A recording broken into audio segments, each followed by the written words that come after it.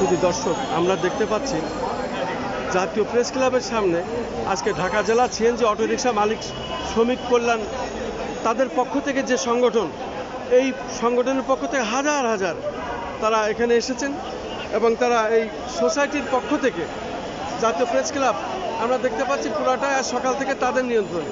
বৃষ্টি হচ্ছে, তার ভিতরেও তারা মানববন্ধন করছেন এবং তাদের দাবি উত্থাপন করছেন। আপনি আপনার নাম পরিচয় দিয়ে বলুন কি চাচ্ছেন এবং সারা বাংলাদেশে কতগুলো আপনাদের এই অটো যান আছে এবং মালিক কতজন আছে, যদি একটু বলতে পারেন। নাম পরিচয় দিয়ে বলুন আপনার। আসসালামু আলাইকুম রহমতুল্লাহ, আমার নাম আখতারুজ্জামান। হ্যাঁ, আমাদের এই জায়গায় যারা আছি সবাই আমরা মালিক। হ্যাঁ, যেহেতু আপনারা জানেন, আমরা যে দেখতেছেন বৃষ্টির মধ্যে আমরা এই জায়গায় দাঁড়ায় আছি, কারণ আমাদের একটা দাবি নিয়ে কোথাও কোনো জায়গায় বৈষম্য নাই।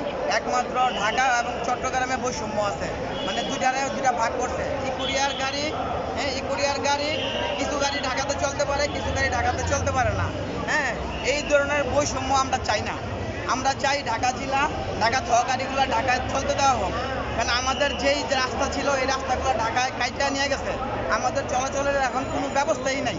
হ্যাঁ, ঢাকা সিটিতে কোনো ব্যবস্থাই নেই। আর ঢাকা মেট্রো মালিকরা আপনার 1600 টাকা, 1200 টাকা, 1000 টাকা জমা করা নেয়, তারপরে ওদের গাড়ি আমরা ঠিকমতো পাই নাই। আমরা ঋণ করে, ধার করে, কর্জ করে, ওর জিনিস বিক্রি করে, এভাবে ধার জমা করে আমরা নিজেরা গাড়ি একটা নিচ্ছি।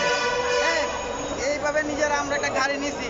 এই গাড়িগুলোরে এই আওয়ামী লীগ সরকার, ফেসিবাদী সরকার, এই দুটারে ঢাকা এবং চট্টগ্রামে এই বৈষম্য করে আমাদের চলাচল ঢাকায় বন্ধ করে দিছে।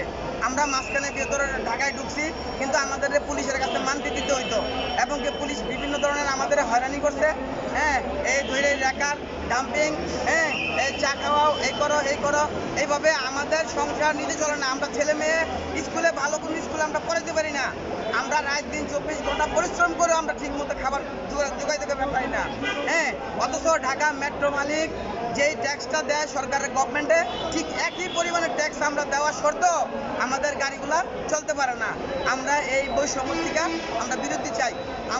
আমরা চাই যেন ঢাকা জেলা গাড়িগুলা আমাদের ঢাকায় চলতে দেওয়া হোক। হ্যাঁ, এটাই আমাদের মূল উদ্দেশ্য, দাবি। এবং আপনারা তো আজকে স্মারকলিপি প্রদান করলেন, স্মারকলিপি প্রদান করেছেন না? এখন আমাদের পক্ষ থেকে 4 জন লোক সচিবালয়ে গেছে। এখন ওনারা আসলে আমরা বলতে পারবো।